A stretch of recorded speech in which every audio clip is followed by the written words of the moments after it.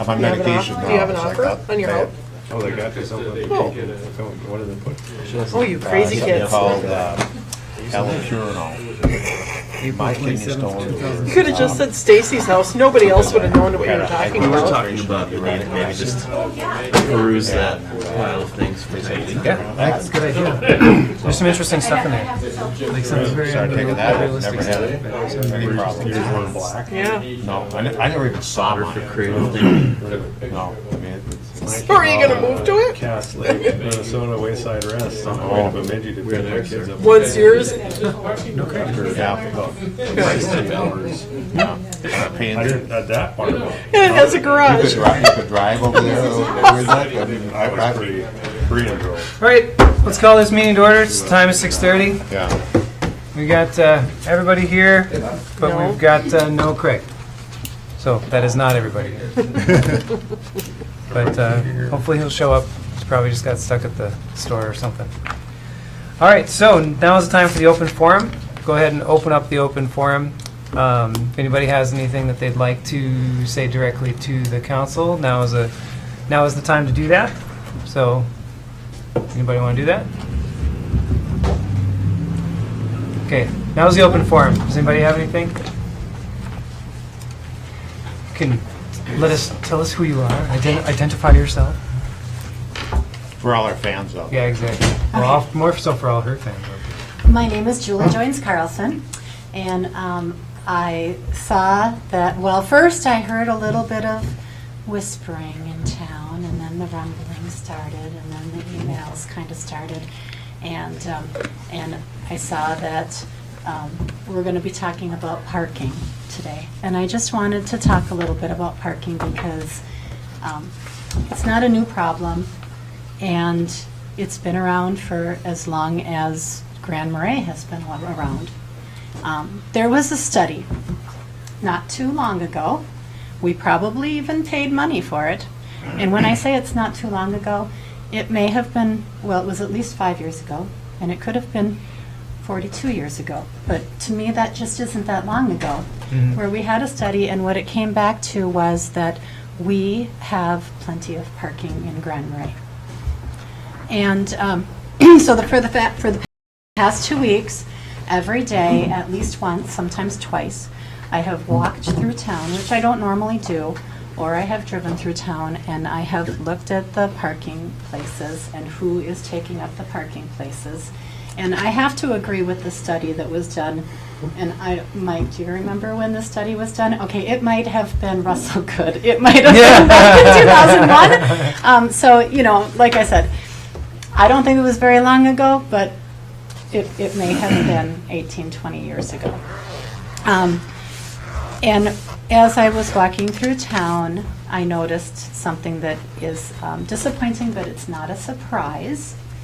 We have people who work at the local businesses who park their vehicles right across the street from where they work.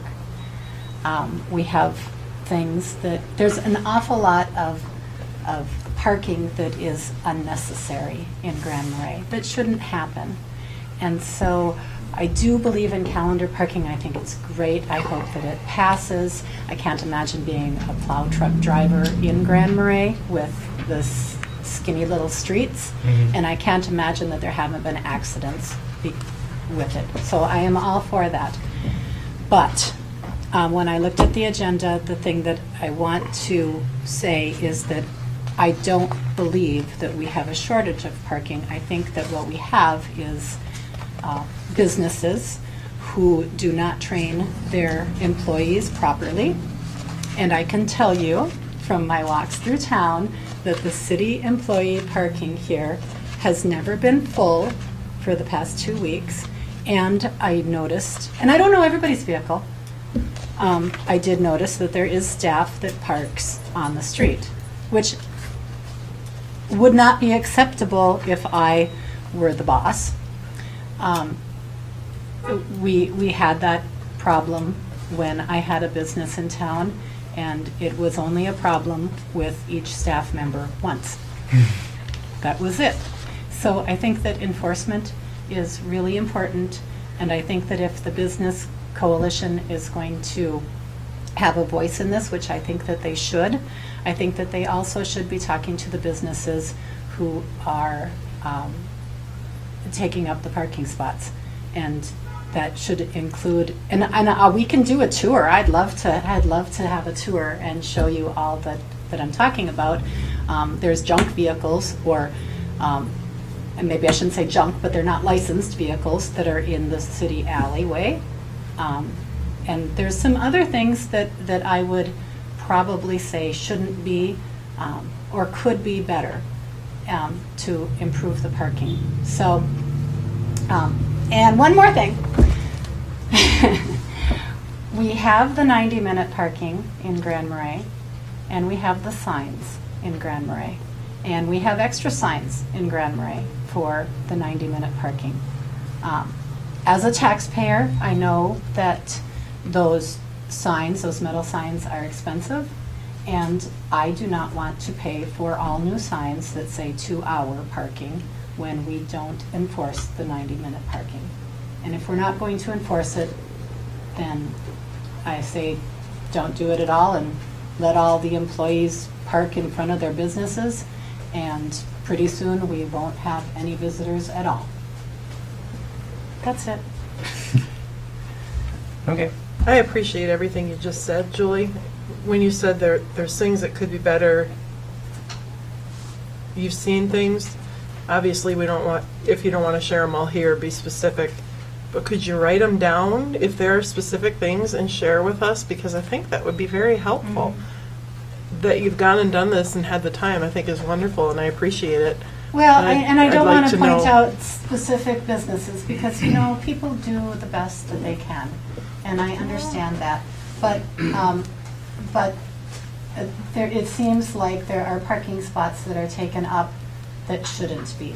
Well, I can think offhand, and I'm not trying to pick on them because I'm being a former one, I get it, and I can think of our own liquor store employees take up 2 spots They can be in parked over here. the evenings.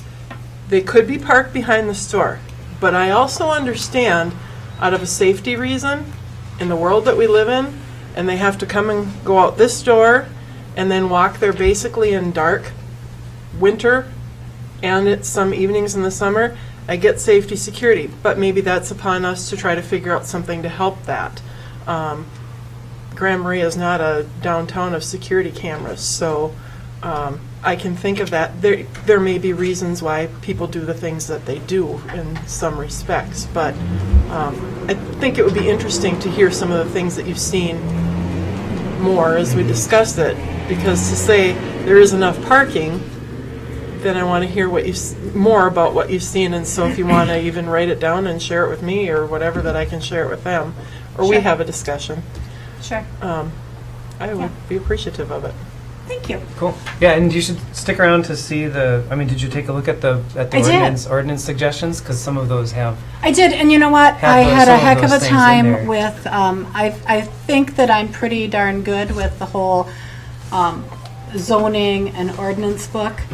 But when I went back and looked at how many spaces each retail place is supposed to have for 300 square feet and restaurants and all that stuff, and I know that at one time it was, I don't want to take up all your time.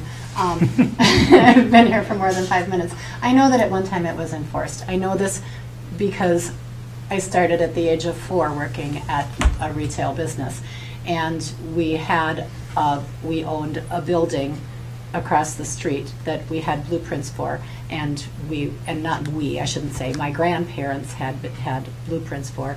They had planned on building a building, and when they took down Hood's Corner or Federated or the donut shop, whatever you want to call it, or P.E. Home Store, the city stepped in and said, no, you can't, because we need the parking, because we're 6,400 square feet, and here's what the ordinance says, how many parking spots you need. And you know, we already have, this doesn't happen now. And Blue Water, the previous owners of Blue Water ended up renting because it was enforced at that time. And that was 81. It's not that long ago. According to me, it's not that long ago. That was in 1981 where the city stepped in and said no. And now we have restaurants without parking. We have retail businesses without parking. We have churches without parking. And so when I looked at I did try to do my homework and looked up the ordinances, and it referred me back to 19.02. And every time I went back to 19.02, all I got was definitions, Right. nothing about parking. So I don't know where I was really supposed to go, but I obviously didn't go where I was supposed to go for that. So Okay, I do think that enforcement is the problem. okay. Well, I appreciate your comments. Thanks. Thank you. Anyone Thank else you, for open Julie. forum? Anybody else? Anybody else? Okay, come on up. Tell us who you are. Go from there. I just made it. I just drove up from Duluth. My name is Todd Miller. I'm a resident of Marais, and I own some of those lodging operations there in the multi-use zone. And I apologize, too, for any ignorance I may have on any of the most recent parking discussions. The last I saw was some of the work that your group had put together. And if there's been any discussions beyond that, I'm unaware of them. One of the concerns I had from reading that was that there seemed to be a consensus among the area businesses that certain forms of parking, long-term parking, whether it be... I'm not sure I understand. Ah! There. Makes Well, makes I two of us. Oh, that's funny. That was perfect. Good timing. That was funny. Where was I? Trying to understand something. Yeah, Yeah, two-hour drive here. Some forms of parking shouldn't be downtown. So maybe it's employee parking, maybe it's longer-term parking and so forth, because we don't have the room for it, and we need a lot of that space for the uses of the businesses that are here, the customers, the guests, whatever we might want to call them. I agree with that 100%. But it seemed to be open-ended in saying that you shouldn't be here. It needs to be somewhere else. And I think it's a dangerous discussion to say, well, just not here, not in my backyard.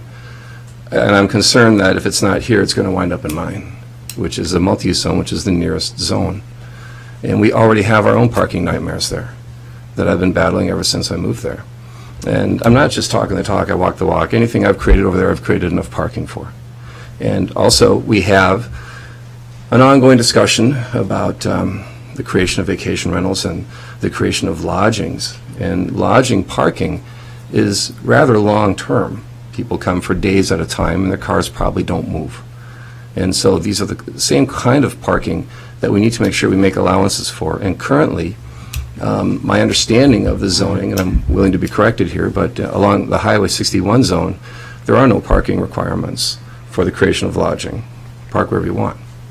Park wherever it's feasible to you. There are no parking requirements that I'm aware of. All we have here in the core zone for the creation of lodgings is a conditional use permit, but there are no conditions in that permit. And that's for first floor only. Second floor, third floor, I don't know that there's a requirement for the creation of parking spaces that I'm aware of. So what I'd love to see this board do, and Mike may we need to chime in on this, going forward is when we have the proposal for the creation of any form of business that we take parking more seriously than we have been. It's been sort of laissez-faire going forward, and we do have, I think, some big holes that we could drive a truck through right now when it comes to exacerbating our current parking issues. And that's basically it. Okay. Thanks, Todd. I do recall that, like, when the Mayhew put their properties in, that was why they had to purchase another piece of property, because they didn't have enough parking, off-street parking. There are no parking requirements in the downtown C1 zone district. Well, there you go. And so it's not a lack of enforcement of at least those regulations for any new development, but it's, there may be other In enforcement. the sense of lodging you're talking about, or what? I thought there was... Lodging or retail? I thought there was parking, if you're establishing lodging, I thought you had to provide parking for That's your what I thought. lodging. Not in the downtown. Residential use requires parking in C1 downtown. district.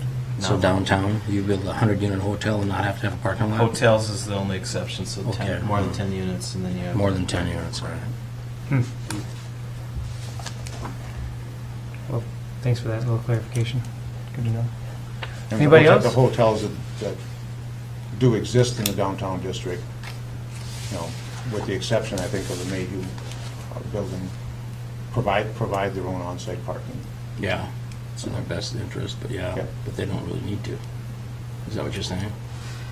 Well, It's not a requirement unless they have more than 10 units. I mean, they're already there, so their parking is part of their development. But if there's somebody came in with a new lodging request in the downtown area, if there's over 10 units, they would have to provide parking. If it's Right. less than that, then, Street. and just like That's all the what maybe retail and was other nine. service uses, there Yep. are no requirements for any of those. So in theory, everybody could build a second story, so they're not over 30 feet. They could all have lodging, and because they're under 10 units, they could all, in theory, fill up the parking downtown. They wouldn't be required to have a parking. Right, Have off-street- so they off-street could parking. fill up They downtown. would add to the Parking. parking We have added to issue, the yeah. congestion. Something to consider maybe? Definite consideration. Okay, so I'm going to move on with the open forum. Anybody else? Comments? Last chance? No, seeing no one? Closing the open forum, moving on to the consent agenda. Consent agenda as presented has 3 items on it. We're going to add another one unless you'd like to discuss it in person. Or not, I guess not in person, but discuss it in detail. The last one is a request from Stephen Skeels, the new owner of Bucks, for the transfer of the right-of-way license that we issued to Buck.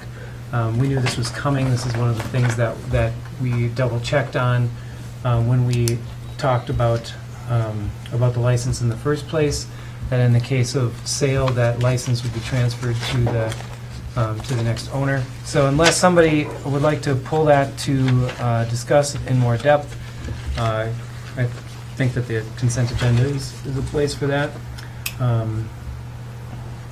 And if that is okay with everyone, then I would entertain a motion to approve the consent agenda as amended.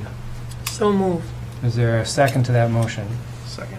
Motion and a second. Any further discussion? Hearing none. All in favor? Aye. Opposed? Carries.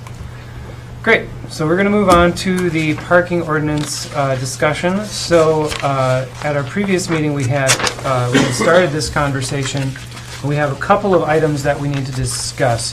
One of these is the issue about calendar parking, and the other is about some downtown parking concerns with some amendments to the downtown parking ordinance as proposed by the Grand Marais Business Coalition. So I would say start with calendar parking, and then we can move on from that. This is just to get everybody, make sure everybody's on the same page. If any of these draft ordinances are approved, this is the first reading. They cannot and will not go into effect until they are approved after a second reading. The snow emergency regulations, as it's written into the parking ordinance, which is the calendar parking part of this. This is something that we would like to have in place as soon as possible so we can properly advertise, make sure that the community knows about it and understands it before it goes into effect. As you can see, this ordinance shall take effect from and after November 1st, 2019 is what we're talking about. So at that point, I think it's time to open up conversation about the calendar parking ordinance part of it, and then we can move on to the next once we get this one done. So ready, set, go. Any comments? Well, I've got stuff written down because I had actually a neighbor that came to me. C, which is provisions of this subdivision must not be enforced from 7 p.m. to midnight.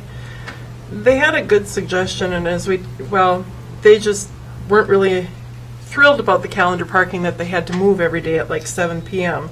But they don't, unless it snows. So this is in place only if it snows? No. No, this is in place, the way it's stated here is it alternates day by day, Yeah. regardless of the conditions. Right. But from November 1st to April 30th. Right, Yeah. Yes. Yeah. Whether there's snow or not. Yes. right. Okay, that's what I thought. Basically, from November 1st to April 30th, we're in a snow emergency, as written. Yeah. So as we discussed I missed it, that. one of the things we wondered, and I kind of agree with, is could we move the time to maybe 5 p.m.? We're talking about elderly people, working people getting home. If you're home at 4, at 4:30, at 5, 5:30, you're parked on one side, maybe. Now you got to go back out in January. It's cold, it's dark, and you've got to move your car at 7. If you got home at 5:15, you could park where you need to be parked and not have to go back out. Typically, and I say this from experience, the roads are not plowed beyond 3:30 p.m. unless it's a huge storm, and I mean huge. But most often, the plows have been off the road at 3:30 or 4 o'clock and then start again at 4 a.m. So my question was, could we move that time to something that might be more manageable for either elderly or the working public? And did people see an issue with that change? Well, we should ask what the reason is for starting at 7 in the first place. I assume that The times are pretty arbitrary. somewhat arbitrary. I mean, the concept is there needs to be a window where people can move, and it can't be everybody move at 7:30, each day. Right. And then the risk of it being too big of a time is just exactly what you've already identified. If it's snowing at 4:30 really, really hard, we will be out there plowing. And the odds of that occurring are pretty small. It's a pretty rare storm where we're operating, in particularly the county, after regular hours or when it gets dark. So, and even when they do, it's a lot of times it's not the full operation. It's just a quick up and down the streets, or the avenues, and then back in the morning to do the full operation. So I don't think there's a huge risk. I think it's something, if you pass it, with 5 or 7 in your first reading, to just check in with Kristen on make sure that there's not something we're missing about the time. Mm-hmm. I agree with the 5 p.m.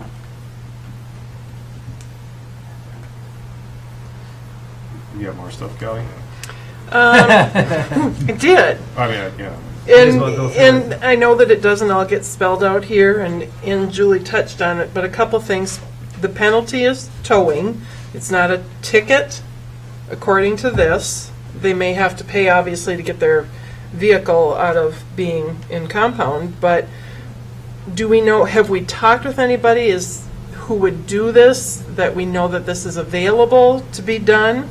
And then who would be responsible to call in for that vehicle parked indiscretionary? Is that a law enforcement deal? Is it city employees? Is it general public? How do we envision that That's an working? enforcement question then, basically. A bit. And again, I know it's not going to be spelled out here necessarily as to this is what you do, but I'm just wondering, as we put this in force, we should have some idea of how this will occur. What would be the process of it? Yeah. And not that it has to be in stone tonight. I don't expect that, but I really think that if we're going to move forward, we need to have some idea. If it's going to be towed, there's basically, 2 or 3 people in the community, countywide, that do that. Are any of them interested in doing that? Would be available? How does that happen? Those conversations have occurred, particularly at the county level. They've had their own internal staff talking, including law enforcement and highway department, and trying to figure out how all that works. I don't, like you said, we don't want to put it in the ordinance how it's going to work, and we don't even necessarily want to say this is absolutely how it's going to work, because I think we're going to try some things and see what happens. And right now, the idea that city or county staff would potentially be involved in that, a citizen could potentially call that in, law enforcement could potentially call that in. I mean, law enforcement is the place where anyone would make a report like that, and could potentially be that there is a towing company that's job is to go out there and enforce this too, and nobody has to call it in. So, not sure yet what Kristen's thought on that was. I know that there's been some preliminary conversations with towing companies about is there a place to store vehicles and that. Just a reminder that it is our intention to enforce this, but not the first time it snows, and maybe not the second time it snows, and we're going to try and ease into it with some warnings and some information directly given to the owners of the vehicles that are in violation of it before we get real hardcore about it. So it might even be that we have a whole season to kind of figure out what's the best way to operate it, and then next year we'll be ready to go and everybody will know how it works. But the ordinance basically throws down the actual rules so that we're aware of that. Yeah. So, Well, and again, I know you talk about the county and Kristen, and I know that we're going to do this in conjunction. It's going to kind of be a joint effort, but this is a city ordinance. This is us. And so I just kind of wanted to make sure, 'cause we've talked a lot about, putting things in paper and doing, but again, I know everybody's really concerned with enforcement, and I think that I know we're going to move through this, and like you said, we're not ticketing right away, we're gonna kind of ease into it, which I like, but I just want to know that we kind of have a plan, or somewhat, that if we do this, that eventually maybe not 2020-21 winter, but this is going to be followed, and that what we say we're going to do, because that's very important to me and to other people. It's, other people are bringing up, you got to enforce stuff. I agree. And the enforcement, even looking at previous winters, there's not hundreds of vehicles in violation of this ordinance even before we've written it. There's really only maybe dozens of situations over the course of a winter where there's a vehicle that's just in the way and gets buried. And that's before we even have the rule. So I think once the rule's in place and people are informed, it's really going to be a pretty limited number of circumstances where we're going to have to go out and enforce it. We hope. Yeah. I mean, just based on our existing experience with where the vehicles are, there's really only a handful of places where there's an issue based on a mix of not a lot of off-street parking compared to the number of residences and the width of the streets, and the whole mix comes together for real problems. So I'm pretty confident that people are going to be willing and able to comply with this without having to be towed. At least most people. I hope so, yeah. The one part that I still struggle with is, the fact that as an alternate day parking requirement, in November, when maybe a whole month of November, there's not even a snow event, people are moving and shuttling their cars, and if somebody forgets and leaves their car there, are they going to get towed? And, it's like, I just wonder if we're opening up an issue that we really don't need to have to deal with, and if there's a way to somehow work with the highway department to have snow emergencies declared and do it on a base, because we call it a snow emergency regulation, but yet it's really a calendar parking regulation that alternates parking irregardless of whether there's a snow emergency. And I think, there's lots of times, I don't know how many days a year that the county is out plowing, but it's certainly not even half the days between November 1st and April 30th. And I think I thought about that too, it's like, oh man, it isn't based on snow event, but it's based on from this calendar, November 1st to, but then I guess the more I thought about trying to go up and down First Avenue West in the wintertime. If you do have cars parked on, even in the middle of summertime, you can't hardly get down that street if there's people parked on both sides. Right. So the idea that you could actually, in the time of year when there might not be snow to the point where they're out plowing and the plows or the grader has to get through, but the fact that you'd be able to actually drive that road without having to worry about, there would never be a time in this period of time where there'd be cars on both sides, which seems to me, that's okay, that actually seems worth it. Of course, I have off-street parking. It's also not a snow emergency. There's times, I know, again, who I live with, that even though they're not plowing snow, he's actually going and pushing back banks. They will go, and on some of the very narrow streets, they have gone and actually removed all the snow and hauled it away from one side to clear off. So even though it's not actually snowing out, there are sometimes things going on, or actual, this may change. There's been cleanup days where you go back behind because so many cars have been parked in certain areas. For the city part of it, I know that the start time has been 4 a.m. because the whole business district is usually tried to be plowed out and opened up before 8 a.m. when banks are coming to work. I can think of, going up First Avenue, the areas in there, some of the things. So some of that stuff occurs as well, even though maybe it's not quite snowing. They're trying to get some things accomplished I think one to of make travel easier and safer. Yeah, and I understand all of that. And I'm just questioning kind of the length of time, maybe the November to April 30th, and if even that period could be shortened up. And, if there's something going on in November, in the first part of it, there's not huge piles of snow that have to be dealt with.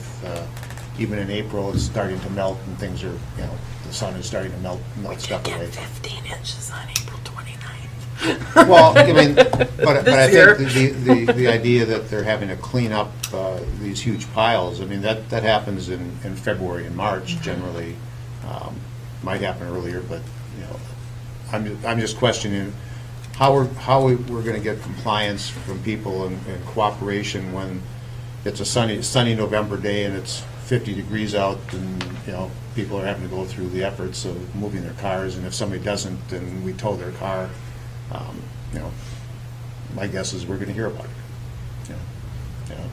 And what's the reasoning that we're going to tow their car? There's no incidents of any snow. I just think that we could be opening up the door to problems that we don't want to have to deal with. So was there discussion with Kristen in the county about the difference of how this is written and having actually to declare a snow emergency for this to go into effect? Or is that... That's one of the options that you can consider. I'm not sure what her position on it is. I don't think it would be impossible for us to work some kind of snow emergency system. But again, think about what Kelly was saying. It's 10 to 15 events a year where it snows. Mm-hmm. And you can generally see most of the city cleaned within a day. But there's lots of other things to do after that, day 2, day 3, and then, like she said, after eventually it starts to pile up, and there's continuous maintenance that can be done on the snowbanks. And so, would we declare a snow emergency and then just leave it in effect? I suppose we could do that too. Well, you could just say, until further notice, we are under state of snow emergency, and if it takes 6 days to get the cleanup to occur, but then if things are good, let people park back in their streets. And there's a lot of ways that we have to communicate to people whether they have to pay attention to that or not. Mm-hmm. But a system like that really would put it back on people to just think about it. If it's snowy, then follow the rule. If it's not, then don't worry about it. And you can always check with the official channels to see what's going on. Yeah, that kind of a thing seems to me... It brings in new challenges, right? The new challenges are how are we going to make sure that people are communicated to and feel like they've gotten the message that it's time to move their vehicle, that kind of a thing. But it also seems like to me, that seems like it encourages the type of behavior that we're trying to get at. Like the type of behavior we're trying to get at is for people to park on one side of the road when we have to move snow so that we don't continuously have problems with snow, on the narrow streets. And having people be cognizant of if it's snowing and knowing that they have a requirement to move their cars from one side to another in order for that service to be done. That seems like that's the behavior we're trying to encourage. The other way it does it as well. It just seems like it does it more like in your face. It's more complex too. This is really simple and easy This is to really understand. simple, yeah. And really that most people are moving their cars on a daily basis anyway. And particularly in the winter, we can tell when they're not because eventually they're buried. And there's not that many that end up that way, and they really stick out and they're obvious. But there's not. I don't think there's that many people where it would be a hardship to end up moving their car once a day. They're probably doing it anyway. They might, I mean, yeah. Well, I think if we go back to this, why are we doing it? And I think part of it, when we go back to it, because I could say, well, you know what, it's for the few people that don't follow the rules, so we're going to yet do something to try to reach 20 people, and we're projecting it on 1,300. But I don't think that's exactly what we're doing. What we're doing is, one, we're doing it for safety, right? That's why we plow the streets, is one, so people can move about and get to school, to job, the post office, whatever they're doing, which involves safety, which involves, the movement of traffic and having businesses be able to be open and operating. And I think this accomplishes that. Like Tim said, I don't know, is the timeline a little too long? I guess I could concede on some of that if we wanted to, but I do think this is important. I think we've become accustomed in this community to, I'm going to do what I want. And nobody's doing anything to tell me I can't.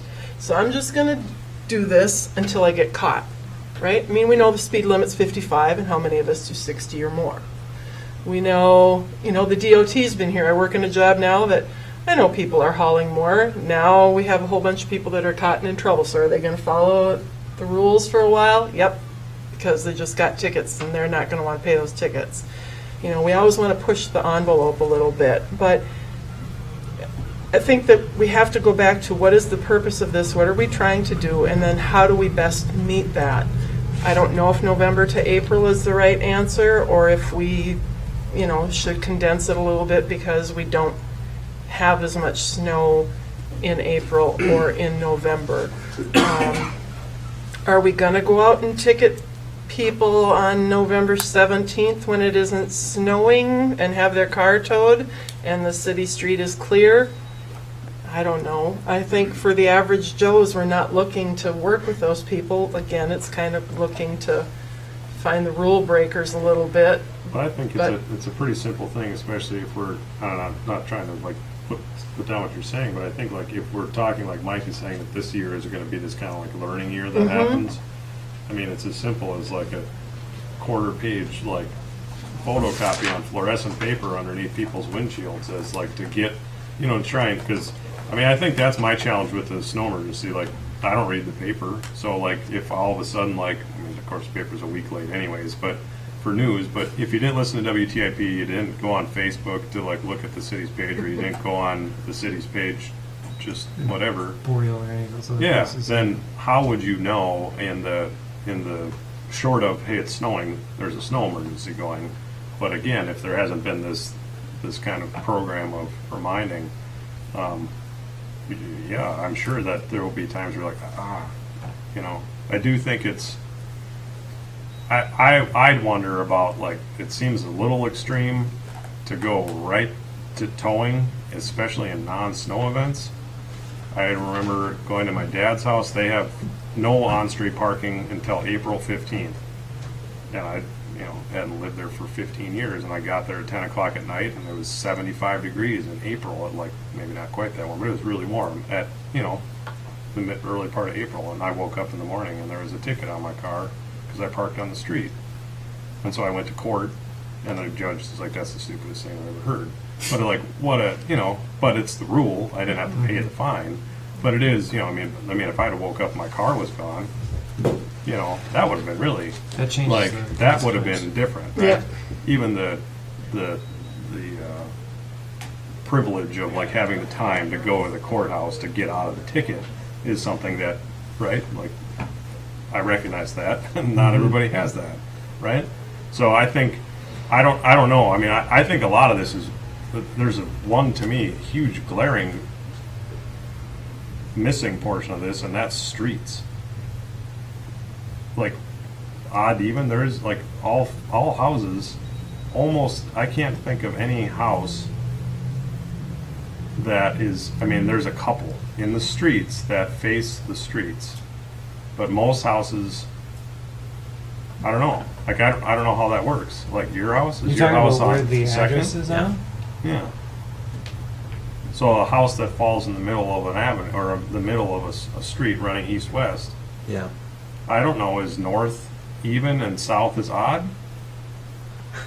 Is that going to create little islands on the corners, you mean? And then like, Well, I mean, that's what I don't know. Or Like, spots in between. I always thought, like, we're on a corner, but we're technically on an avenue, so that's easy. But somewhere, there's gotta be places that, There's even North is odd. I'm on a street. I live on a street. There's quite a few. and those are even and odd? Yeah. And it's, Still but even you're talking odd. about the houses on the corners, right? Like Well, if your house on the corner is technically on an avenue, but you park on the street. I think that basically it's if you're going to park on a street or park on an avenue, you just got to know which side that all the numbers are on, right? And they're all the Pretty same. easy. they're all the same. They're all the same. Okay, well, that's another thing, because who knows about that? All right, so odd, yeah, North is odd. But you- north is If you odd. live on an avenue, you don't know what side is odd or even on the street, so. Northwest odd. Yep. So I guess I don't know if there is, if there is, you know, like, it's more like a parking regulation, and then like when there is, it doesn't do a lot of good to have the grader go around, because they're like issuing tickets and then still have to go around vehicles, and then, you know, whatever, eventually the thing gets towed, or then having the guys out trying to tow, if it is even 24 vehicles, I mean, that doesn't happen in 15 minutes, right? Or 12 vehicles or 5 vehicles. Yeah, I was thinking more like 24 in a season, not that are causing real problems, not in an event. I bet it's higher. Oh, yeah, Might be. I think it's higher. Yeah, And we're not, just to be clear, we're not talking about getting tickets in this ordinance. We're right, I know talking- that. That's what yeah. I'm saying, though, is like, Just gonna get towed. they're just gonna get towed, That's pretty Which- immediate fine. which is, yeah, Mhm. which is, seems, if it's, you know, 65 degrees in November 4th, like. So is seems that a the little thing bit then? harsh. So like on November 4th at 65 degrees, we go around and we see a bunch of people not parking on the right side of the street or the left side of the street, depending on the day. Then we go around with our little fluorescent quarter pages and put it underneath their thing and say, hey, just a reminder, I mean, maybe, you know, right? I mean, that we do seems this, like, and we do that until the first big snow event, and then the first big snow event, we're like, we go on WTIP and we do all the work that we need to do so that we tell people like, hey, remember now, this is the real deal here. Like the reason why we're doing this is so that we can get the roads clean. So pay attention to which side of the street you're moving on, or you're on, or else we will send people around to tow you because we're doing this, but we don't actually do that. You know, we still give people warnings, and then after a couple of snow situations, then it's like, okay, now it's like, this has gotten well, that's to a the point challenge. If where- it isn't like immediate, then it's like, I didn't get towed last time I drove like this, so, I don't know. Right. Patrick's I think there's a lot of communications guy. It's his communication. Yeah, exactly. It's Patrick's job. Figure it out, Patrick. I Well, think, you know, one of the things, I mean, this is a hearing, and, you know, I don't know, we haven't really opened it up to have the public participate in this process, and we've been talking amongst ourselves, and of course, we talked to Kristen, and she's been here and talked about the challenges and difficulties that the county has with their plowing, you know, and we know we need to do something. I think that we're trying to address that, and I think coming up with an ordinance that works is really important. I mean, I think this ordinance would work, but I do think that it's going to put a real burden on people to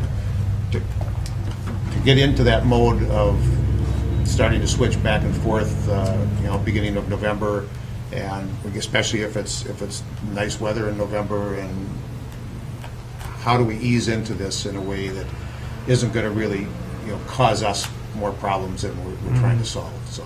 One strategy is just exactly what you talked about and what we intended to do, whether it's snowed or not, which is start with an information campaign that's broad and everybody can see, but then get very specific. Okay, now it's November, we're going to go out and put a flyer on somebody's windshield and say, you know, just a quick reminder, there's a new rule, maybe you haven't heard. You parked on the wrong side today. You know, check in with us for more information, something like that. And maybe we need to think a little more about how to put some of that reasonableness into these rules, because we're certainly not going to be out there towing people's cars when there's no snow on the ground. And there's just that we wouldn't do that. If you're going to write that into this ordinance, I don't know how to do it in a way that doesn't create the next problem, which is, well, it didn't happen last time, so we haven't built any habits in people It then. wasn't snowing when I went to bed last night, but Yeah. then it Yeah. got 8 Right. inches of snow overnight, and the plows could go at 4 in the morning. Well, I mean, there's a certain amount of personal responsibility involved in So then this you're that, saying, that we're going to just have to rely on people to do, and generally they do. So Is there some way to put in, I don't know, the wording of at the, I don't know who it would be, I guess it's our ordinance, at the city's discretion? As far as penalty? that seems like, I mean, see, I Well, my understand. thought is that, you're right, if there's no snow on the ground and nothing's really happening and it's November 15th, do we really want to tow somebody, or the same thing on April 7th? That's kind of at our discretion. By the time you get into there's Decembers that have been pretty blah, but, or do we just want to change the dates and then say this is the rule and we're sticking to it? What if we went November 15th to April 15th? It cuts a month out of that. I thought about that, but is the 15th a hard time to start people in the middle of a month? I don't know. I think it's going to be a hard transition, no matter what day I you use. don't know that it's going to be so hard, because a lot of people have really been in support of doing this and have been talking about it before we ever took it in, going, why don't you guys, or why don't they, the city, do this like every other town does? So I'm not sure how hard it'll be. The one thing of the penalty, I guess I was thinking people would be at least maybe ticketed first and then have the opportunity to be towed, and maybe that's something that we need to look at adding in. You could get a warning ticket in November, not necessarily a ticket, and then if you're the same car and the cop's coming back and knows that he's been there before, or she, now you get the ticket, or at the discretion you get towed because they know that this is somebody they're doing year after year. I feel like, I don't know, remember exactly how it works, but I feel like in other towns, like it's like if you're parked on the wrong side, you might get a ticket. But then if it's like there actually is like a snow clearing happening and you're still sitting there, then your car's gonna get towed so they can complete the job that they're trying to do. yeah, ticket to the logical extreme, a city like Minneapolis actually has companies that are on contract. Yep. And when there's a snow event, they just go out and tow people. There's nobody warned about it. They just go do it. Well, and it seems like a lot of the conversations that we're having about this now have to do with how do we make this more amenable to people in the community, so that transition period of going from no snow emergency or no calendar parking regulation to calendar parking regulation is easier. And I'm wondering, the consideration, I hadn't thought of the consideration that most people drive their cars every day. So then when they come home after work, then they can just park on the other side of the street, because if we change this to 5 p.m., then basically any time people get back from after a regular work day, they can just park on the other side of the street. They're not going to get towed, and they're ready for the next day, that kind of a thing. That actually seems pretty reasonable to me. All of the complexities that we're drawing up for this would leave us with achieving a similar goal and probably a similar level of efficacy to it, but with a significant amount more work for the city, and potentially more confusion for the folks in the community that have to abide by something like this. The simplicity. When we started the conversation, I was in favor of putting more complexity into it, because I think that would make it more, like an easier thing for people to hit. But now I'm starting to lean back towards let's write this like this. This is really simple, and then we can use other ways of getting people to understand if they've done something or they haven't done something they should do, such as the flyers that go in, such as having a bunch of communications going through the paper and WTIP and those other means that we can connect with people, the Facebook page and the city's website and things like that. I think for the most part, 85 to 90% of the people are going to follow this. I don't think it's going to. You tend to find those that break rules. Those that care. Those that don't. I'm wondering if we could consider shortening the days that this is in effect, but also leave it open to being able to declare like a snow A snow emergency emergency. in those kind of beginning and end of the season. May not ever have to do it. Probably will have to do it sometime, but, it doesn't put the burden on people having to do all this movement and switching when the conditions don't warrant it. Right. If we don't get snow until Christmas, then is that one of those things that we can say, like, this ordinance shall take effect from and after November 1st, 2019, when first declared by the city, something like that? Because Well, or did you have dates in mind? You were the Well, one I was that thought of thinking that- shortening. Just thinking that if we shorten the dates to November 15th and April 15th, and we left a provision that we could declare a snow emergency before and after those dates, if there was a need, that then would trigger this going into effect. so that's 5 months instead of 6 months. Well, it would change by Why 1 can't you month. just Yeah. have something where the first snow event activates? That's what I was. The getting first at. snow event activates this. Because if we ordinance. don't get, And this is the first year, from what I understand, this is going to be like a learning curve for everybody. Yeah, Right? totally. So I think people will learn then how it's going to function after the first year. And another interesting thing is the penalty doesn't say will be towed, it says may be towed. So that's some discretion on enforcement. Just because you may be parked on the wrong side of the street and it hasn't snowed for 5 days doesn't mean we're going to tow your vehicle. I mean, That's right true. here it says may be towed. Now, if there's 4 feet of snow around it and you haven't moved it, It's gonna it's be going to get towed. So I think the first snow event could activate it, and then you just from then it's enforced for the period of time that we Until what, have determined until it what to- date? Well, I mean, then you fall back onto that or, may be towed, may not be towed type thing. There's no sense towing vehicles that are in violation if we're not plowing the streets. So then, But I said, but in the meat of the winter, we have to abide by this Right. because, But it with snows that, at night, that kind of thing. and I'm in agreement with you, Craig, on the May, that leaves it to a discretion. Couldn't we have it November 1st or whatever date until whatever date? Because again, May is at our discretion. Or November 15 to April 15, that May leaves it. But I kind of think dates at least put something in people's mind. Yeah, because you're either going to sign it, you're either going to have a sign somewhere or have this Yeah. information sent to people somehow. It's going to be a parking ordinance and it's got to have a beginning date and ending date. Yeah. I think most cities I've But, seen. it's critical will that have- people understand, we're trying to,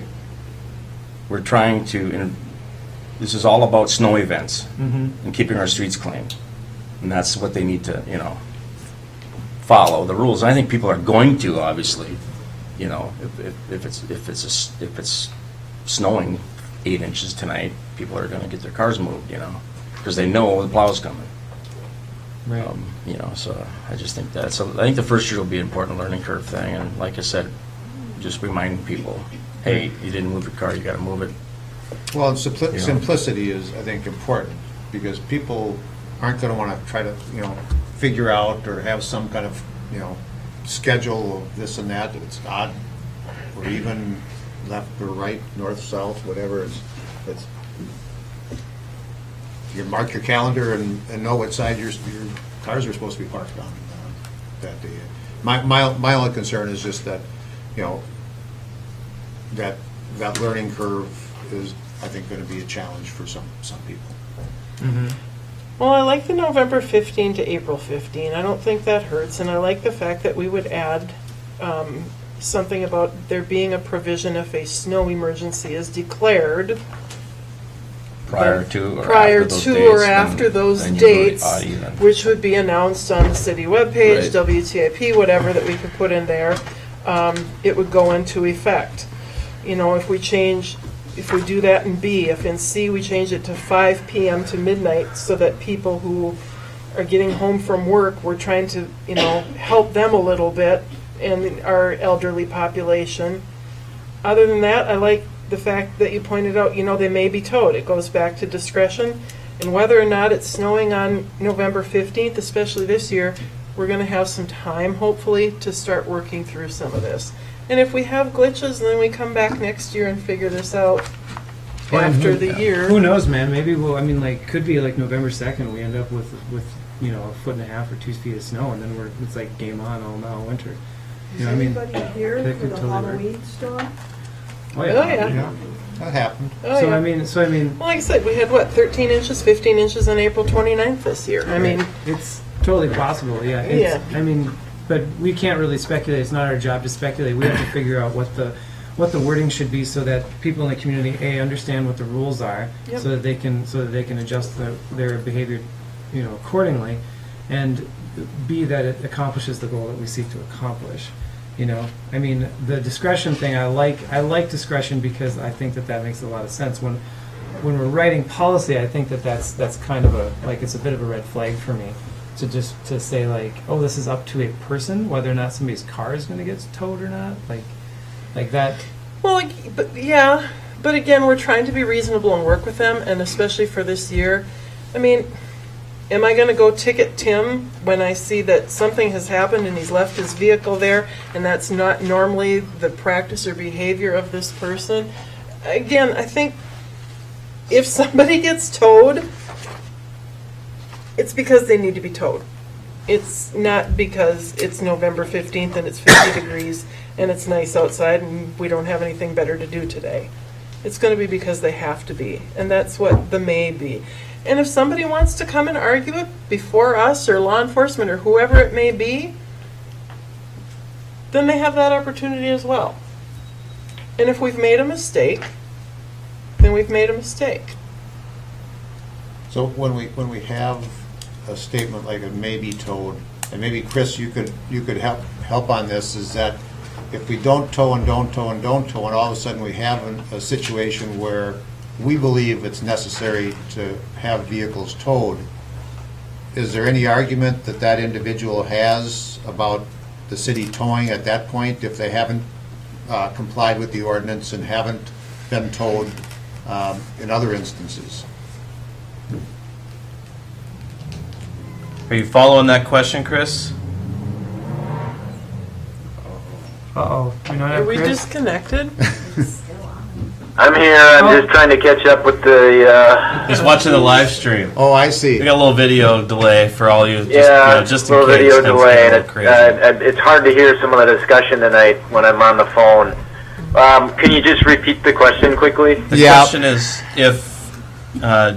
if we don't enforce with towing for a period of time, and then we come in and start towing people because the language says we may tow them, are we giving them some sort of ability to fight that, or is there some loss of ability to do towing if we don't do it every time? No, I mean it's obviously in the city's discretion. Ben, you've made that a permissive language in terms of using the term may. So you do have the ability to decide when you want to enforce, and I think it's certainly within the city's discretion. You had a discussion about, what if there's a 60-degree day in November? Well, clearly we don't really want to have to go out and enforce in a situation like that, but we may very well want to choose to enforce when there's snow issues that would require that. So no, we still have the ability to enforce using those terms.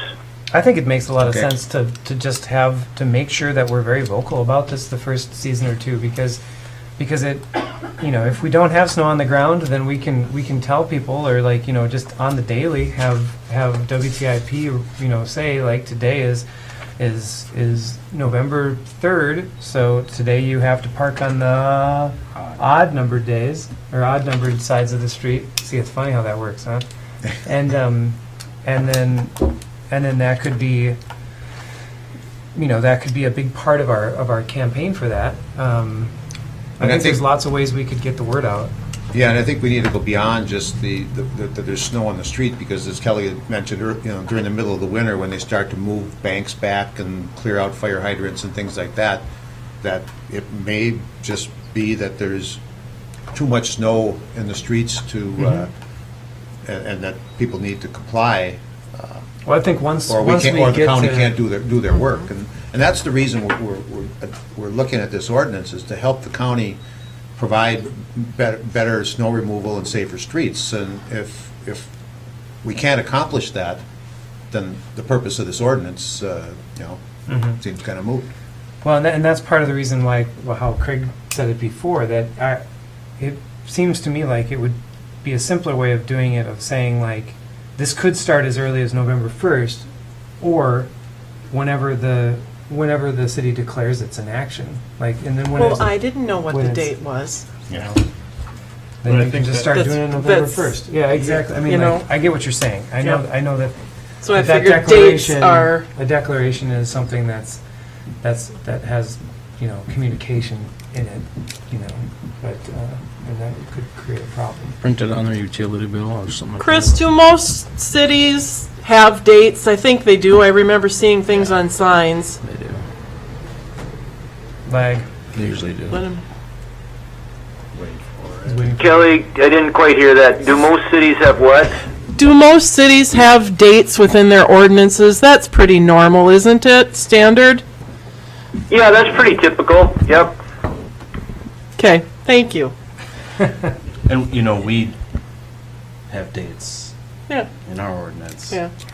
That was originally calendar parking here, and it was this same schedule. I don't know, my suggestion then, based upon what Tim, so we can kind of move forward, is that we change it to November 15th to April 15th, unless there is such significant snow emergency. I guess it could happen in May, so, and that we use those dates and change it to 5 PM until midnight. Yeah, so that, summarizing, that's 3 changes basically, right? So we're changing the dates from November 15th to April 15th. We're changing the times from instead of 7 PM to midnight to 5 PM to midnight, and then we're adding a provision for the city to be able to declare it earlier in the case of a severe snow situation. Yes. So those are the 3 things I'm gathering from that. Is that what we Declare want to see? earlier or extend later. it later. Yep. Yeah. So those are the 3 things I'm hearing that we have in discussion. Does that pretty much summarize it? So we need to get those wrapped into this, and then we can bring it back next meeting? Well, you can pass the first reading right now with that. With If those you all have that changes? as clear understanding. Then I then would we'll- make a motion that we pass this ordinance with those changes. Okay. I'll second that. Motion and a second. Any further discussion? I think just to think about your next meeting, we'll be sure that we've got Kristen here and that we can talk about some of the questions you asked earlier about the logistics of how it's going to happen. So And I then gotta we'll keep see my what this notes. language looks like in the ordinance, and we'll just check in with a few places and make sure that it works. Can we try to get some kind of, at least public information out there too, if the city has adopted this first reading, and these are the changes that we've incorporated based on our concern about, the challenges that this might, meet for some people, and just in case there's somebody that wants to show up and voice a concern or have a question about what we've done. I'll Yep. be doing the thing. WTIP I'll be interview? doing the interview tomorrow morning on WTIP. I'll make sure that we cover that in some detail. Okay, good. City page, city Facebook page. Yep, we can do that. That's easy. Good. Cool. So any other discussion? All in favor? Aye. Opposed? Carries. All right, great. So, first reading for that one. We will amend that as best we can, and then we'll go for next meeting. All right, so the next one is parking requests from the Grand Marais Business Coalition. That's the next part. These are the downtown ones. So we have the changes that were pretty much the ones that were recommended by the Business Coalition in here. Couple of the changes you can see on the first page where it says parking limits. The first part here just basically redefines the area, the downtown area that has that parking 6 a.m. or 8 a.m. to 8 p.m. for no more than 2 hours instead of 90 minutes. We have public comment about that, about the concern about enforcement for that, So and that would be in effect from June 1 to November 1. can we ask Jim about that? Why the switch from 90 minutes to the 2 hours? Yeah, I With was the thought hoping that process? you'd be available. Just to some give us information chat. and background. It would be good now to have dialogue. Yeah, What the come up thought and- process was come with up so that? we can hear you. Feel free to jump in. It was kind of the consensus of the, oh, sorry. It was kind of the consensus of the group that 2 hours was a better period, that it was difficult to eat and do a little shopping in 90 minutes. Some of the merchants, like Spear Trading Post particularly, were pretty emphatic about wanting it to be a bit longer. And with respect, we didn't think that the expense of making the signs reflect that was all that great, because there aren't really that many signs to replace. There are only 6, I believe, all of Is downtown. that correct? There's more in storage. Oh, There's more in storage. okay. But posted. Okay. We wouldn't know about that. Yeah, so that was the consensus of the group, that 2 hours was a more amenable time frame for people to do what they want to do downtown. However, also, I think I sent along a list of additions. We also, the group really liked Kelly's suggestion of possible 15-minute time zones scattered around downtown. I don't know what to do with that. Sorry, Mike. I'm not sure why the list is not in the packet, but it's not in the packet. It was in our Seen it. digital. Yeah. I read that. What list? This one? With the 9 things? It's in here. It's just behind the insurance stuff. So if you skip past these 2, they're out of order. There. How dare you make a mistake, Patrick? Well, who says it was Patrick? Or Mike? Could have been Mike. I don't think it's in Off with your head.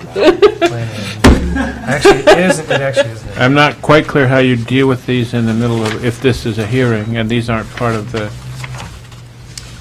Well, I don't think all of these are actually ordinance. no, a lot of them are not Issues ordinance. anyway. Exactly, It's actually Yeah, yeah. yeah. But we did like the idea of the 15-minute Oh, zone. yeah, it is, yeah. I knew that. Okay. Did they have suggestions on where those would be? Thoughts? Well, I think that, again, please jump in if I'm going further than the group wanted. Along Wisconsin, one per block of the 15 minutes.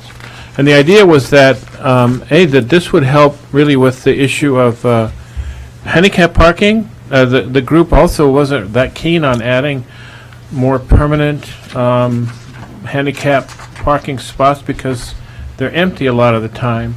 And the 15-minute parking zones, painted green, which by the way is the accepted color for that, would possibly help with that, because you could get a disabled person out and on their way. And a local who wants to just stop in and get something quickly could do that in the middle of summer and find a place to do that. So it was thought that it would kind of help everyone. They really like that idea. There's also in here, Jim, the above parking restrictions shall be effective. It was May. The group's suggestion is June 1st to November 1. Right. Yeah, the high season here really doesn't get going until, this is really only about the high season. Right. Which I define as June 15th to October 21st, or whenever that. ends? Yeah, MEA, I'm old too. So just to make as much parking available during that period as we could. I might also add that in reflecting on some of what Julie said and also some of what Kelly said, our suggestions are not comprehensive, and they're all within the ethic of the existing approach, meaning that you don't really enforce a lot. And so we wanted to see within that how signage and things like that would work. You know, I got a comment from someone the other day that just wait till the first person from Thunder Bay gets a ticket for parking too long, and everybody in Thunder Bay will know that they got a ticket, and it will not be a good idea for Grand Marais businesses that happen. And so, well, we're not talking about tickets. We're talking about signs, and the group really liked Anton's idea that if you park a RV in a strange town, you have no clue whether they enforce or not, and so you tend to obey it. And so it was that's the ethic that we were going to, to make it 2 hours, because that's a little bit more comfortable, to use a lot of signs, and then see what happens, and then if it isn't enough, you can come back and do it later. I wanted to add another one thing that has come up. It got mentioned several times, but I think I mentioned it last time, was the need to enforce the motors running thing. That continues to be a real concern, especially across the street from the Manger Moose Motel on that lot between Super America and Como. There's a lot of trucks in there that run, and I followed up Mike's suggestion and told the owner at Mangy Moose to call the sheriff's office that this was enforced. The report I get back is that sometimes it's 15 minutes, sometimes it's an hour and a half. That's what you'd really expect with the police. Response time? Yeah, and then they don't do a lot, and so there are no signs there. So the suggestion was, please sign that parking lot. And then if you do go toward more enforcement, you may want to have a discussion with the sheriff's office on what exactly their responsibilities are there in terms of really enforcing that, if you want it enforced. So, I mean, I've had it here too. There are a couple of trucking firms that are particularly noticeable as offenders, and I could give you their names. You know, and it might be effective to also just call their home offices and say, do you realize that there's an ordinance in Grand Marais that prohibits the running of a motor for more than 20 minutes while you're stationary? And you can't sit there all night and run your diesel while you're taking a nap or whatever. Who owns that property, Craig? Do you know? Do we know? I think it's Craig does. I haven't got a clue. Yeah. It's Craig? Yeah. I didn't know that. Commissioner. Because before we put a sign, would have to talk with the owner of the property. Yeah, there are signs. Isn't there signs along the highway? No, I looked There today. wasn't there any? I don't know. There may have been. I but thought there was one on the west and the east, before you come into the city limits. I don't think we have any signs that talk about motors. Motor running thing? No. Okay.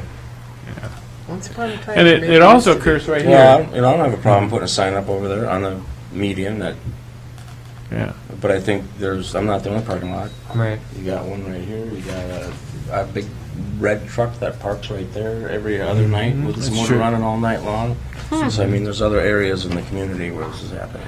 And I It think, just so happens that this is right across the street from the hotel, so, I mean. Right. yeah. But this one here is, he's right. And that's a Superior Wisconsin trucking firm that you could probably call and say, please don't do that. Well, what's complicating a lot of the trucking business right now is the fact that these guys got to take a 10-hour period off, Mm-hmm. and it's really raising heck with moving product for people. You know, I mean, that's these truckers have to have a place to park.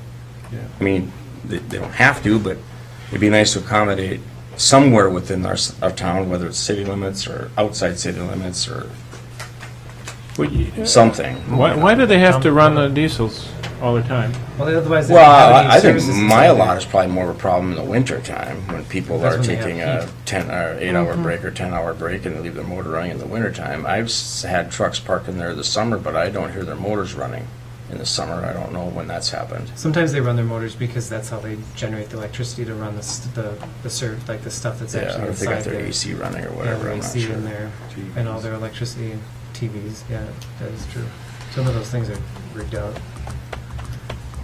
I don't know what you want to do with these with all 9 of these.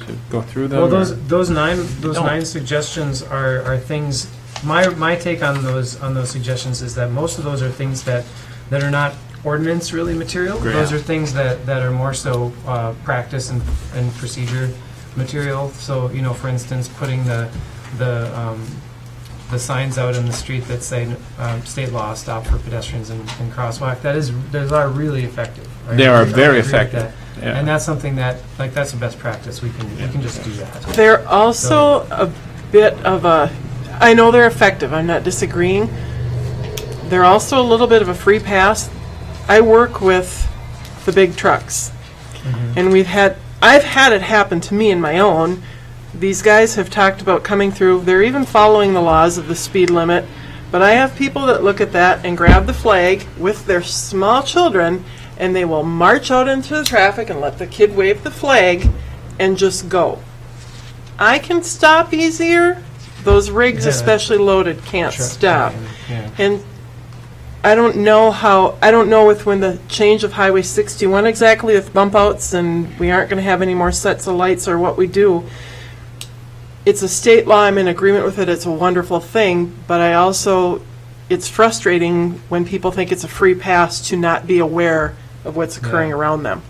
I think that's a much bigger Yeah. issue than you know. I don't know how we. signs. The recommendation is to add them on Wisconsin, so it's mostly cars that you're talking about. So downtown, not on the highway. Yeah. They're on the highway where you need them, I think, pretty much. But Okay. the suggestion was that they're very effective and that some of the merchants along Wisconsin say they just blanch sometimes at the near misses with kids and other things, and that putting some of these up, especially at the one of the ones where they especially would like one is the crosswalk between the Johnson Heritage Post and the park on the harbor side. Probably the only one we need, because everywhere else there's actually a stop. A stop Stop sign. sign. Yeah. Yeah, that one There's no is stop sign at that spot. not identified for a lot of people as a Yeah. crossing spot. So Is there a crosswalk painted there? Yeah. Yeah. there Oh, is there a is? tilt into Yeah. the street. Yeah. There's indents in the curve and everything there. And So just to kind of put things back on the track, I used that one as an example of something that it makes a lot of sense to think we're just going to do it. I think that a lot of these, we'll forward these to the streets guys and then we'll get some feedback on it and see what we can do and what challenges we have for this for these 9 items specifically. Good. But I think that hearing what you've written here it's pretty straightforward, pretty clear for us to work on a little bit. Just a note quick, that the other really scary one is the diagonal parking in the bike lane. Yeah. Yeah, and so that would be something, that's another one of the suggestions is back in diagonal parking, which is a really experimental thing that the Department of Transportation has. Can you explain that to me? Because to back in, wouldn't I have to come into the southbound lane to back into it? I'm not. Change the direction. Train to diagonal. Yeah, so instead of parking this way, you park Well, they're that way. changing diagonal. So you pull past it and then back into it. You can So you Instead back of- into your parking space rather than backing into the street. Not with Yeah. cameras these days. The idea is that Just like with a you have better reverse. vision to There you look go. back at your Ford's do parking it. space than you do for vehicles that are I don't going know how to much confidence I have in people doing that well. change your It's one of those behaviors. skills, right? Change your behaviors. So that one I think we're gonna have to do some more public comment and do some research on that one. I feel like is gonna be like a Yeah. kind of situation. But I'm intrigued by it. Let's just say that.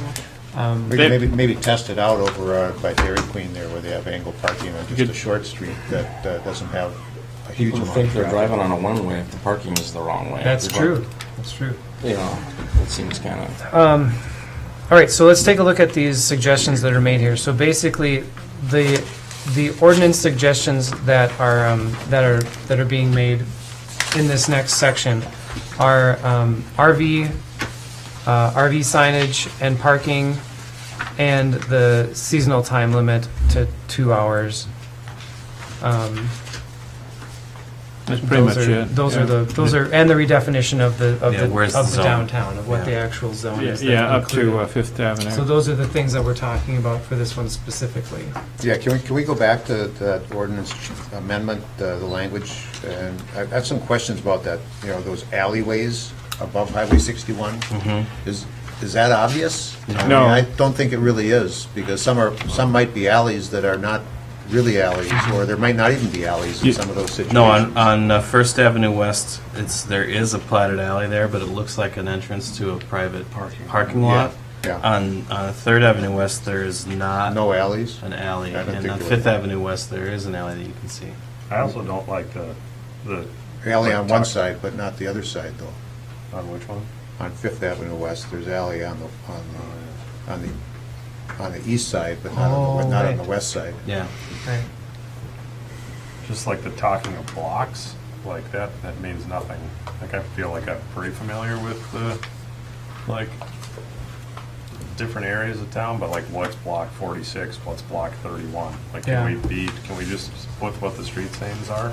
That goes, I Block think, 46 is encompassed by 4 different. So those are that parking lot across the street and the parking lot next to City Hall here. I know, but I guess, So- yeah, I mean, I guess we need to know that, but part of this is like is it really just, this is the ordinance and then we sign things appropriately so like to disseminate the information? Because otherwise, if you were This is actually trying to confusing. figure this out, if I wasn't from here, Well, and I'd be pretty shocked if somebody's trying to figure out by looking at our city code if they're not from here. well, but that's what I mean, that's what I'm asking. So this is just an opportunity then to use signage to disseminate the I mean, this is just setting information. the rules, and then how we communicate them is a whole different story. And Which is why we're not putting in here anything about how it's going to be signed, even though that is one of the policy suggestions that this group brought to you. And we're not going to codify that. So is this the parking with motor running? Is this actually the ordinance? That is 10 the PM ordinance. to 6 AM? Yeah. Okay. Okay, so Get a sign. does it sound to me like we want to make some amendments to this before we vote on it? Or is it just the definitions of the space? Because I know that like when you first brought this forward, you actually had a map that showed the whole section that we're talking about, that would be encompassed in this. So, Well, let's talk about the elephant in the room, the enforcement mechanism, and that's, I mean, this ordinance is, a large part of it has already been in effect, so right, how are we going to change our enforcement? from 90 effort? minutes to 2 hours? Oh, make it 10 Well, hours. I like the Or idea at that all. we're talking about new signs that say 2 hours instead of 90 minutes, but we have no intention of enforcing them, so I don't really care if they say 90 minutes or 2 hours. They do the same thing. Well, I don't look at it like that. I look at like this is going in line with what we're trying to do in our conversations with the county as far as like setting expectations and Right. accountability for what we're paying for from law enforcement. If we don't have a code that we're happy with for parking, then why are we going to try and have them enforce it? I thought the whole point of doing that was my take and reading on this is like, let's get this how we want to see it. And then this can be like, no, this is what it is. So we don't get a call from the county attorney saying, well, we got all these tickets for these people that park, but actually your code is whatever from 1974 and this doesn't make any sense. Or what is this alley? There's language that isn't clear. My understanding of this was to try and clarify what was happening so that when we get to the step of enforcement, that we actually have something that's Yeah. I think that's a better process, what you're talking about, and different than what you said, which is not, we're going to put these signs out there with our new rules, but no one's ever going to enforce them. well, that was Because that's our current practice. Right. But that instead, we want to change that, and that if there's a rule that we don't intend to enforce, we should get rid of it. And if there's a rule that we like, we should enforce it.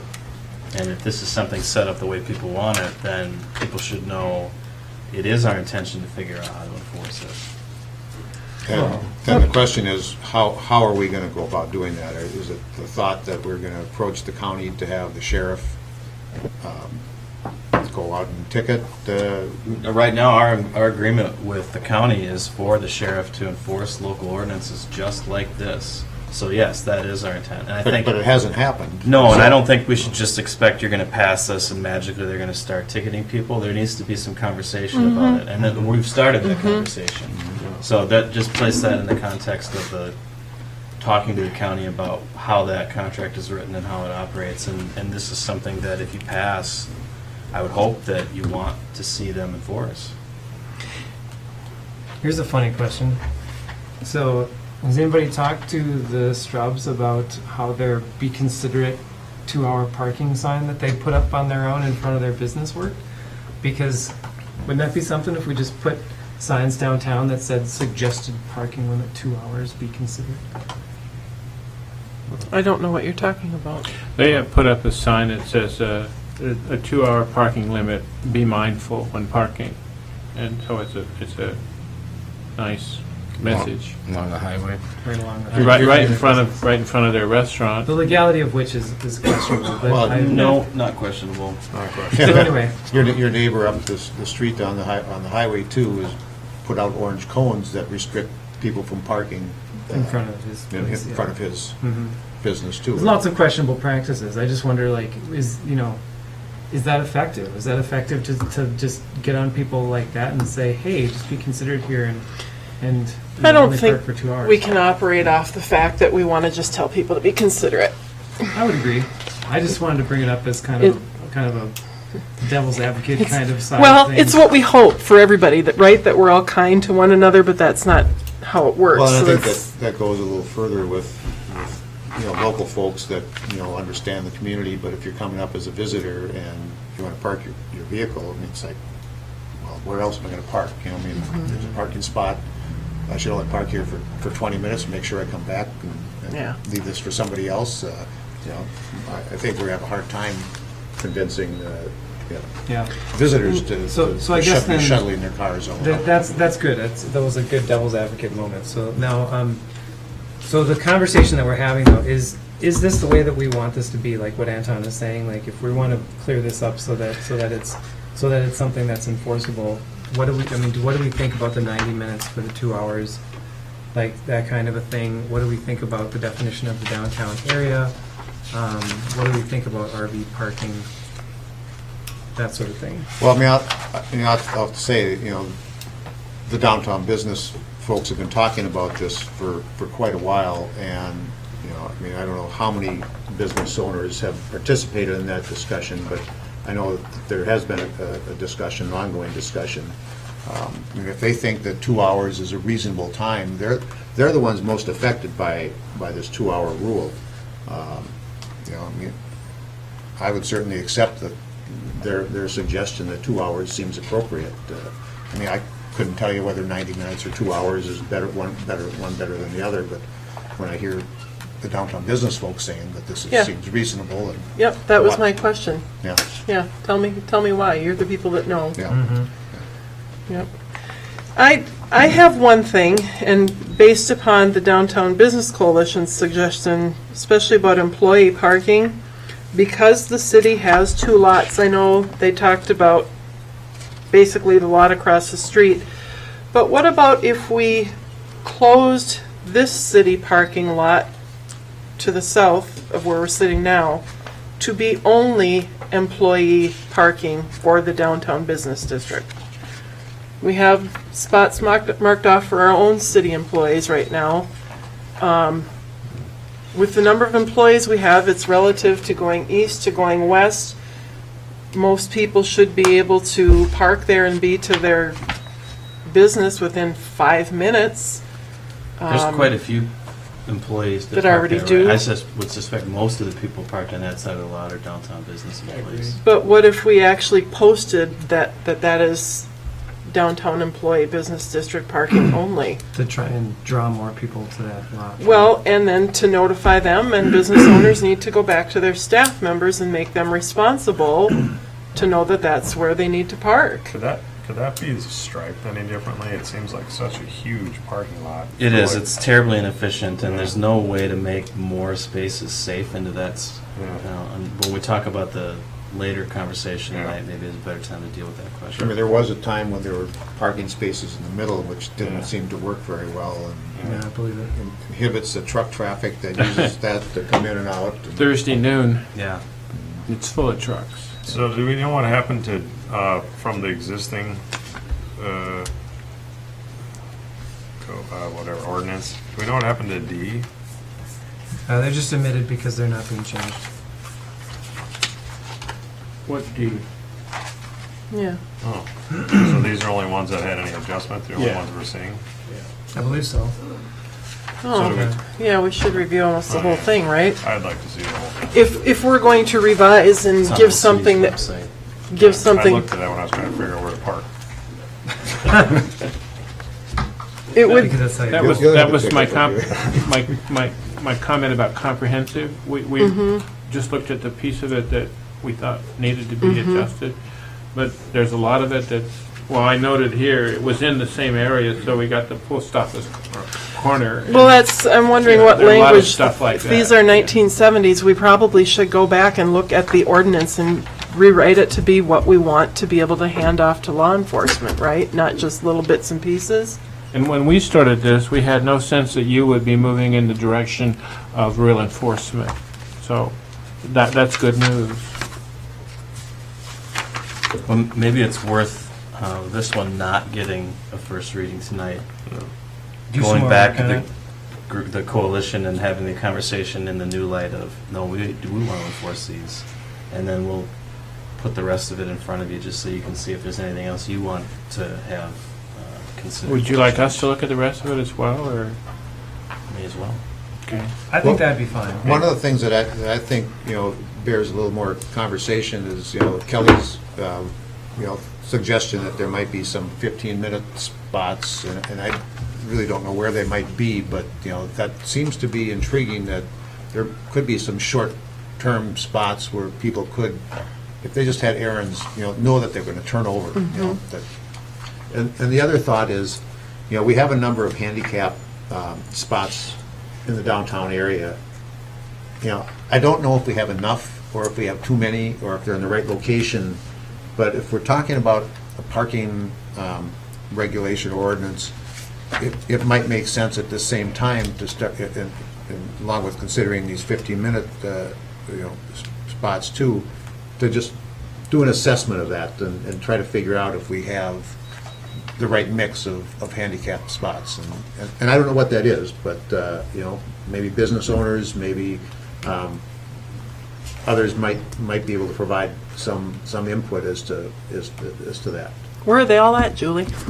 Teasing. Basically on the corner. I have a feeling right now she can tell us a lot. There's one by the old pharmacy, there's one by Grandma Ray's, there's one in front of Blue Water. There's one By in the front of senior Senior Center. Yep. Yeah. And then in the lots, there's more spaces. Yeah. And I don't know if they're all true handicap spots, just because of how they're. The way they're signed. Well, Yeah, not do they because how they're meet laid ADA requirements, laid for out. instance? Yeah. Not necessarily, no. Yeah, Well, and if we have to, I think we also, as we get ready to do this, consider zoning. Did you all get the message, the email from a business owner with the picture of the vehicle parked? Oh, we did. Okay. Yeah, and I think that's important to introduce into the record too, because we all received that, that Yeah. email, so. So I think it's important for us to go back and talk about, if our own business owners are writing in their publications that we don't enforce zoning and park wherever you want, that's not the kind of relationship I think that we want to have with them. So I think that as we look at this, we need to consider those things, and if somebody builds where they have 9 rooms available on the second level, are we gonna allow that to just take up 9 spots downtown all day long? I don't think that's fair to any of our businesses, and I think we have to take a look at what's written here and how we can be effective and fair. If you do a 2-hour time limit and enforce it, you've solved that problem right there. Yeah. But I still think 6 spots, 2 families can rent something, potentially that could be 4, 2 cars, or, I still think that's a lot. And I know that when I'm at a motel and I have all my stuff and carrying my luggage in, I don't want to park over there and have to get all the way over there to unload, or, I think that we need to consider what exactly we want this downtown area to look like and how we're going to allow it to grow. And be considerate of that. So as we start writing some of this, I think we have to have a bit of a vision as well. Yeah, so That's all. does that sound like a good way to wrap up and say we got some more thinking to do on this, Yep. we got some more work to do on it before we have a real first reading of it? Yes, I don't Okay. want to do a first Cool. reading tonight. So you'll talk to the downtown business folks, and we'll have some time to work on some amendments as well, and we'll go from there. Is there some expectation, certainly in terms of timeline, for trying to have this adopted by the Business Coalition? You know, the initial stimulus for this was Highway 61. Yeah, so they're ahead of the game. They want to make sure that any And if we say June 1, we're past it, so I kind of think that we have some time to clean it up. So, I mean, we might as well keep moving on it, but Yeah. I don't think there's any deadline that No. makes any sense until we get to next season. but before next, Yeah, or really, yeah, In time to- before 2021, really, when the impact will be most severe. yeah. We started work on this before that schedule change. But you're going to do marketing and things in 2020 to suggest how things might be working in 2020, 21. Okay, Thank you, Jim. Yep. All right, Thank the great. group. Good conversation. I think we got to have conversations like that so we Right can. on schedule.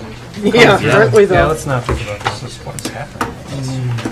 All right, so we're going to move right on to the renewal of our insurance. So this is insurance that we get from the League of Minnesota Cities, and the coverages of all remain the same here. And Chris, I'll mention this right now. We're going to ask you for a clarification on something. So there's the lag for you. The amount that we pay for the city's insurances for, you can see all of the different coverages we get: property, mobile property, municipal liability, automobile liability, et cetera, all the way down. The total amount that this policy will cost the city is $72,149. Kim, do you recall what it was last year, or is that the number that we can get? We know that this is. I do. Yeah. Yeah, because Do it you wanna comes come through and- security. Do you want That's to come why and Bob's talk? here. Yeah, come on up. Yeah. Thank you for having me. My name is Bob Cummings. I'm the insurance Okay, great. manager at the security. I'm here with Ben, and I work with Beth in our office and the others who helped bring this to you tonight. And I want to thank Kim for helping get the information together so we can have this quote for you. Thanks for having me. Yep. No worries. I know it's probably not as interesting as snow emergency in July, but I invite you to engage if you'd like in conversation. Yeah, the premiums are slightly higher, about $2,000 higher than they were last year. Most of it is in the property part of the insurance. Not only was there a small increase, 2% increase in property rates, but we added the city works building up on top of the hill for about $5 million, I think. And that includes the outbuilding, the storage building, and solar panels, solar panels on that. But for the most part, it's pretty much flat. The coverages are similar. The rates for the automobile are slightly higher, and that's due to some common rating. They used to take outstate municipalities and rate them differently than Metro, and now all the auto liabilities are rated the same. So there's a slight increase in the liability parts on that. But other than that, the coverages are real similar. Mobile property, that's a lot of your fire department property, and it's just kind of based on the percentage of your property limits, and they charge accordingly. But so you have coverage on all your mobile equipment. It's they don't schedule anything that's under $150,000, I believe. So anything over $150,000 we have to schedule. I don't think we have anything scheduled on that mobile equipment part. Mobile property. Yeah. On the second page, there's a couple of quotes there, and I'd like to talk specifically about this excess liability quote, and that's $1 million of excess liability. And what that is it's in excess of your your municipal liability, your auto liability, your employer's liability, and your liquor liability, okay? And on the third page is just a little proposal I put together addressing some issues. And last year, we had a discussion about our tort liability limits, and we chose not to waive those tort liability limits last year, which means we are limited under state law as a municipality to a certain limit of liability. And I kind of highlighted that on your top part of that proposal. So it's 500 per claimant and 1.5 million per occurrence for tort liability claims. And so in the past, we had always waived that, so we were basically exposing ourselves to unlimited amount of liability. Now we're limited to those claims, tort liability claims, to 500,000 per claimant, and so on. I think Chris had mentioned last year, if we weren't going to limit those, that maybe it'd be a good idea to buy extra liability coverage. And he was right. It'd probably be good if we're not limited to these, capped at these limits, then it might be a good idea to buy more excess liability coverage. But what I have highlighted here is some reasons you might want to consider buying excess liability coverage anyway. I went to the legal department at the league, and they kind of gave me some bullet points here and some issues and some potential liability claims that you might be exposed to and not be capped under that tort limit. Does that make sense? For example, I know you don't have a law enforcement in the city here, but a lot of these claims are federal law or constitutional violations, you know, and with the police department, it definitely creates an exposure for the city, and you don't have those exposures. I'm not sure what your joint powers agreement is with the county, or if you could be liable for some of the county work, you know, wrongful detainment and you know, unlawful use of restraints and these kinds of things. If the city could get drawn into a lawsuit over that, I'm not sure. But those are some exposures that you would have that might create a liability that's more than what you have insurance for.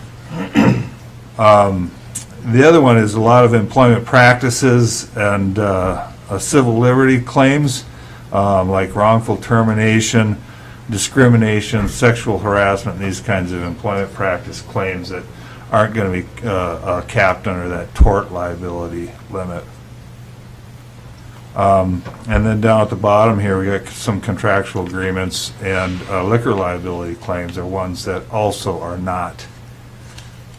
So I just wanted to propose it, let you guys kick it around a little bit, you know, discuss it with Chris, and you know, make a good informed decision about your liability limits and your coverage. All right. Okay? Great. You know, there are some other issues that maybe some issues that Ben could work with Mike on that we need to that the league has asked us to deal with. And one of those issues is and you don't have this in your information, but it's regarding the electrical utility, the power plant, and they've asked us to review the limits of coverage that we have at the power plant with the substations and the equipment they have there, and I don't know a lot about just their production equipment and these kinds of things. And they've asked us to go to your utilities manager and look at these limits and maybe do an audit of what you have and decide whether this is adequate or not.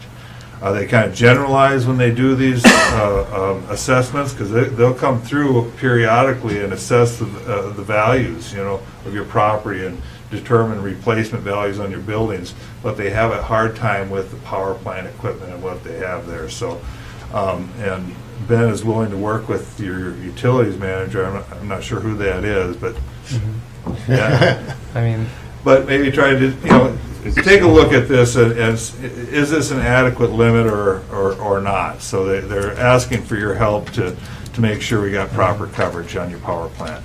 We could talk about that, Ben. They have been up to audit the facilities recently. They're actually planning on coming back in October. So, The league? yeah. Okay. So I think that'd be great if you want to chat about that beforehand. Mike, when they do that audit, do they take just the plant, or they take the substations and distribution system into account too, or? They looked at our entire operation. They mainly focused on the power plant building and contents and the substation as areas of potential significant loss. We actually have a separate policy for the contents of the power plant, the actual boiler machinery coverage. And we looked at a quote from them about, well, what if we got coverage through the league instead? And they offered some other kind of self-insurance programs for the transformer and the substation, which is really the biggest potential loss there and difficult to replace. And I think we quoted this equipment breakdown, and that would be similar to what you're talking about. Yeah. Yeah. And then the distribution system was there's not equipment coverage about that. There's liability coverage about it, but if that stuff gets damaged, we replace it. It was basically self-insuring that. Right.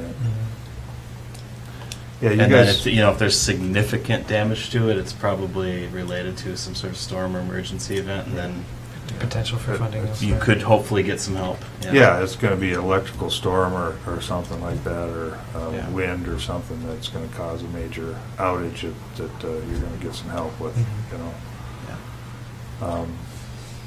You are self-insuring, we do have a $10,000 deductible on the policy, so we've kind of committed to paying the small claims,